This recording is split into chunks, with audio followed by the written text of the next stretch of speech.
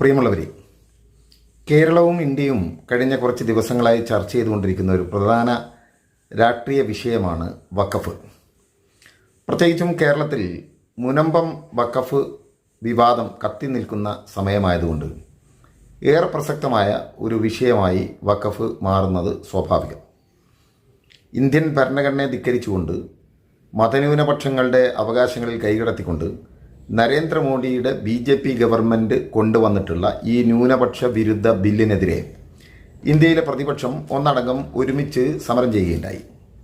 Indian പാർലമെൻറ്റിൽ അതിശക്തമായി ഈ ബില്ലിനെതിരെ നിലപാടെടുത്ത രാഷ്ട്രീയ മുന്നണിയാണ് ഇടതുപക്ഷ ജനാധിപത്യ മുന്നണി, വിശിഷ്യ അതിന് നേതൃത്വം നൽകുന്ന CPM അടക്കമുള്ളവർ.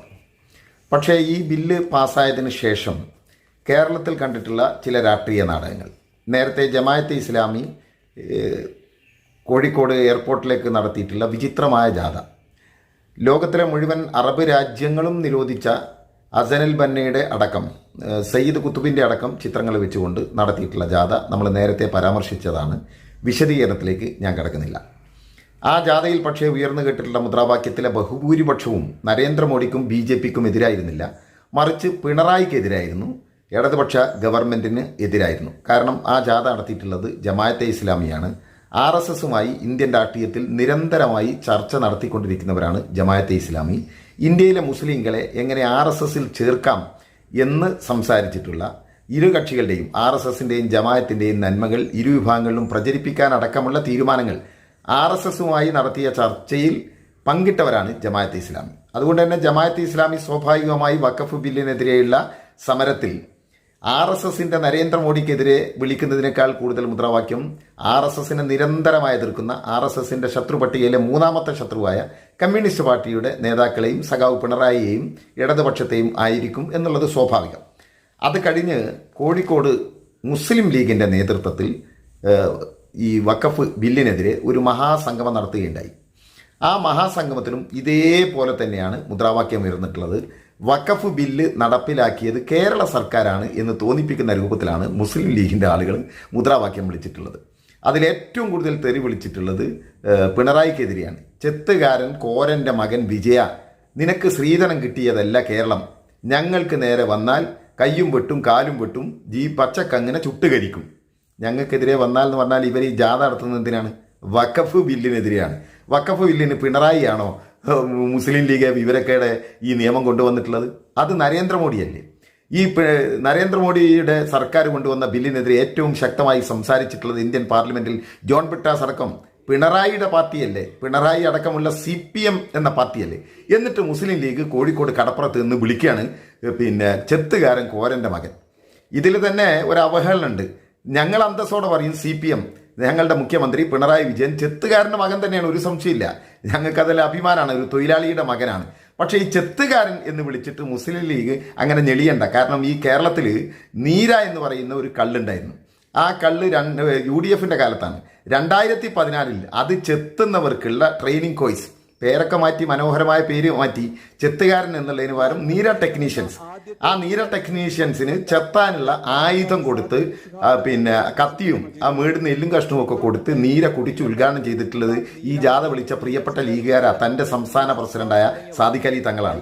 അന്ന് സാദിഖ് അലി തങ്ങൾ മലപ്പുറം ജില്ലയുടെ മുസ്ലിം ലീഗിന്റെ പ്രസിഡന്റാണ്. അപ്പം ചെത്തുകാരനൊക്കെ വിളിക്കുമ്പോൾ ഒന്ന് സൂക്ഷിച്ചു വേണം. ഞങ്ങൾക്ക് അതിൽ പ്രശ്നമില്ല, കാരണം ഞങ്ങൾ കമ്മ്യൂണിസ്റ്റുകാർ ചെത്തുകാരൻ്റെ എന്നൊരു തൊഴിലാളിയുടെ മകനാണ് പിണറായി വിജയൻ എന്നുള്ളതിൽ ഞങ്ങൾക്ക് അഭിമാനമുണ്ട്. പക്ഷേ വിവരമില്ലാത്ത ലീഗിൻ്റെ അണികളെ നേതൃത്വം ഒന്ന് പറഞ്ഞ് പഠിപ്പിക്കുന്നത് നല്ലതാണ്. എങ്ങനെ ലീഗിന് ഈ വിവരക്കേട് അണികൾക്ക് ഉണ്ടാകുക? കാരണം സ്റ്റേജിൽ വെച്ചിട്ട് കുഞ്ഞാലിക്കുട്ടി പച്ചക്കള്ളം പ്രസംഗിക്കല്ലേ, മുസ്ലിം ലീഗിൻ്റെ നേതാക്കന്മാർ പച്ചക്കള്ളം പ്രസംഗിക്കല്ലേ, പിറ്റേന്ന് ചന്ദ്രിക പത്രത്തിൽ പച്ചക്കള്ളം അച്ചടിച്ച് പ്രചരിപ്പിക്കല്ലേ. ഈ വഖഫ് ബില്ലിനെതിരെ ഒരുപാട് മുസ്ലിം സംഘടനകൾ അല്ലാത്തവരും സുപ്രീം കോടതിയിൽ വഖഫ് ബില്ലിനെതിരെ കക്ഷി ചേർന്നിട്ടുണ്ട്, ഇതിനെതിരെ വാദിച്ചിട്ടുണ്ട്. അതിൻ്റെ ഭാഗമായി ഈ വഖഫ് ബില്ലിനെതിരെ ഒരു സ്റ്റേ ലഭിച്ചിട്ടുണ്ട്. മുസ്ലിം ലീഗിൻ്റെ കുഞ്ഞാലിക്കുട്ടി കോഴിക്കോട് കടപ്പുറത്ത് നിന്ന് പച്ചക്കള്ളം പറഞ്ഞതാണ്. മുസ്ലിം ലീഗ് കപിൽ സിബൽ മുഖാന്തരം കൊടുത്തിട്ടുള്ള സുപ്രീം കോടതിയിൽ സമർപ്പിച്ച് അത് പരിഗണിച്ച് തൽക്കാലം സ്റ്റേ കിട്ടിയിരിക്കുന്നു. എന്തൊരു പച്ചക്കള്ളാണിത്! മുസ്ലിം ലീഗ് കൊടുത്തത് ഇതുവരെ പരിഗണിച്ചിട്ടുണ്ടോ? ഒരു 10-70 ആളുകൾ കൊടുത്തിട്ടുണ്ട്. അതിൽ ആദ്യത്തെ 10 കേസുകളാണ് പരിഗണിച്ചിട്ടുള്ളത്. ആ 10ൽ കേരളത്തിൽ നിന്നുള്ളത് സമസ്ത കേരള ജമിയത്തുൽ ഉലമയാണ്. ജിഫിരി തങ്ങൾ പ്രസിഡന്റ് ആയിട്ടുള്ള സമസ്ത കേരളത്തിൽ ജമിയത്തുൽ ഉലമയാണ്. ആ കമ്മിറ്റിയിൽ സാദിഖ് അലി തങ്ങളുണ്ടല്ലോ. എന്തേ ലീഗ് ഇത് പറയാത്തത്? കാരണം ലീഗിന്റെ നേതൃത്വത്തിൽ മഹാഭൂരിപക്ഷം സുന്നിയല്ല. സുന്നിയാണെങ്കിൽ തന്നെ ജിഫ്രി തങ്ങൾ നേതൃത്വം നൽകുന്ന സമസ്തക്ക് ഇതിന്റെ ക്രെഡിറ്റ് ലഭിച്ചു കളയും എന്നുള്ളതുകൊണ്ട് കുഞ്ഞാലിക്കുട്ടി സമസ്തയുടെ പേര് പറഞ്ഞില്ല. പോട്ടെ, സമസ്തയുടെ പേര് പറയണ്ട, പക്ഷെ എന്തിനാണ് ലീഗാണ് എന്ന പച്ചക്കള്ളം പറഞ്ഞത്? ഇത് തന്നെയല്ലേ പിറ്റേന്നുള്ള ചന്ദ്രികയിലും പറഞ്ഞിട്ടുള്ളത്? ഇത് പഴയ കാലാണോ? മുമ്പ് ബാബരി മസ്ജിദിന്റെ ശില ഇട്ടത് തർക്കസ്ഥലത്തല്ല എന്ന് ചന്ദ്രികയിൽ അച്ചടിച്ചു വന്ന അന്ന് ആളുകൾക്ക് അത് പോകാനും അന്വേഷിക്കാനും പിടിക്കാനും ഒക്കെ വലിയ പ്രയാസമുണ്ട്. ഇപ്പൊ വിരൽത്തുമ്പിൽ കിട്ടും പ്രിയപ്പെട്ട ലീഗെ, ചന്ദ്രികെ, ഈ വാർത്തയൊക്കെ. അതുകൊണ്ട് ഇത്തരം പച്ചക്കള്ളം പ്രചരിപ്പിക്കരുത്. പിന്നെ നിങ്ങൾ പറഞ്ഞല്ലോ കയ്യും കാലും വെട്ടും ഒക്കെ ഈ വഖഫിന്റെ പേരിൽ. അത് വെട്ടേണ്ടത് നരേന്ദ്രമോദിയുടെയും RSSന്റെയും BJPയുടെയും നേതാക്കന്മാരുടേതാണ്. ഇനി വെട്ടേണ്ട ചില കയ്യും കാലുകളുണ്ട്. അത് ഏതാ വെട്ടേണ്ട കയ്യും കാലുകൾ? ഈ സമസ്ത വഖഫിന്റെ പേരിൽ കേരളത്തിലെ ഏറ്റവും കൂടുതൽ തട്ടിപ്പ് നടത്തിയിട്ടുള്ളതിന്റെ ചരിത്രം എടുത്ത് പരിശോധിച്ചാൽ ആരാണ്? മുസ്ലിം ലീഗാണ്. മട്ടന്നൂരിലെ വഖഫ് അഴിമതി കേസിൽ മുസ്ലിം ലീഗ് സംസ്ഥാന സെക്രട്ടറി അബ്ദുറഹിമാൻ കല്ലായിയെ അറസ്റ്റ് ചെയ്തു. 8 മണിക്കൂർ നീണ്ട ചോദ്യം ചെയ്യലിന് ശേഷമാണ് അറസ്റ്റ് രേഖപ്പെടുത്തിയത്. ഷാജി ഇവിടെ പറഞ്ഞല്ലോ, ഞങ്ങളിലില്ല മുസ്ലിം രക്തം, ഞങ്ങളില്ല ക്രൈസ്തവ രക്തം, ഞങ്ങളില്ല ഹൈന്ദവ രക്തം, ഞങ്ങൾ ഇന്ന സലാത്തി വനുസുഖിയും മഹിയായ ഉമാത്തിലില്ലാഹി റബ്ബിൽ ആലമീൻ എന്ന പ്രതിജ്ഞയ്ക്ക് എതിരാത്. അങ്ങനെ പറഞ്ഞാൽ തന്നെ മുർത്തതായി പോകും. EMS AKG ഇല്ലാത്ത സ്വർഗം എനിക്ക് വേണ്ട. നീ കാഫറാണോ?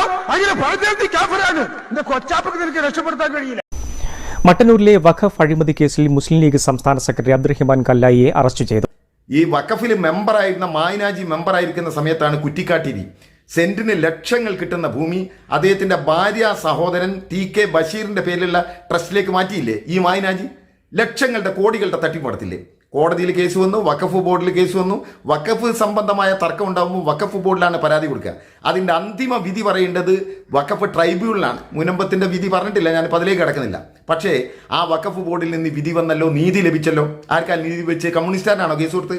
അല്ല, കുറ്റിക്കാട്ടിയിലുള്ള പള്ളിയുടെ കമ്മിറ്റിയുടെ ആളുകൾ, മുസ്ലിങ്ങൾ, ആ മുസ്ലിം ജമാഅത്ത് കമ്മിറ്റിയുടെ ആളുകൾ കേസ് കൊടുത്തു.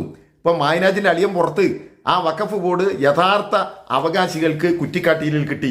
അതുപോലെ തന്നെ ഈ കാസർഗോഡ് ജില്ലയിലെ ജാമിയ സഹദിയ ഇസ്ലാമിക് സെന്ററിന്റെ ആ സംഘടനയുടെ സ്വത്ത് തട്ടിപ്പ് നടത്തി. ആരാ തട്ടിപ്പ് നടത്തിയത്?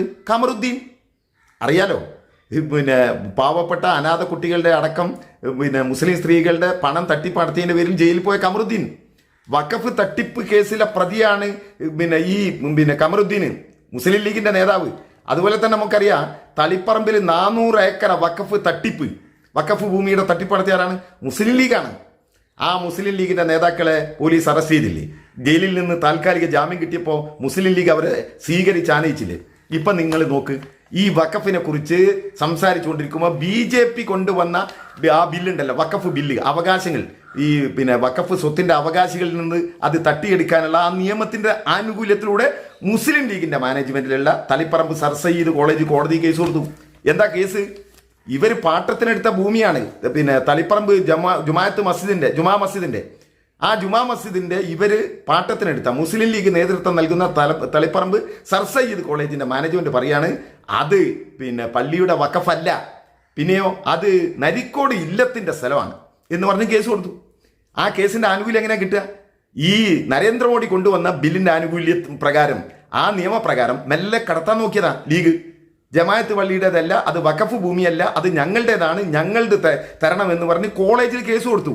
ഈ മുസ്ലിം ലീഗിന്റെ നേതാക്കന്മാർ കയ്യും വെട്ടും കാലും വെട്ടും, വേണ്ടി വന്നാൽ ചുട്ടുകൊല്ലും എന്ന് പറയുന്ന ലീഗിന്റെ ആളുകൾ നേരെ സർ സയ്യിദ് കോളേജിന്റെ മുസ്ലിം ലീഗിന്റെ നേതാക്കന്മാരെ കയ്യും കാലും വെട്ട് ആ തളിപ്പറമ്പിലെ മുസ്ലിം ജുമാഅത്ത് പള്ളിയുടെ സ്വത്ത് തട്ടിയെടുക്കാൻ വേണ്ടിയിട്ട് നരിക്കാട്ടി ഇല്ലത്തിന്റെ ആണ് എന്ന് ഉളുപ്പില്ലാതെ പറഞ്ഞവരല്ലേ ലീഗ്?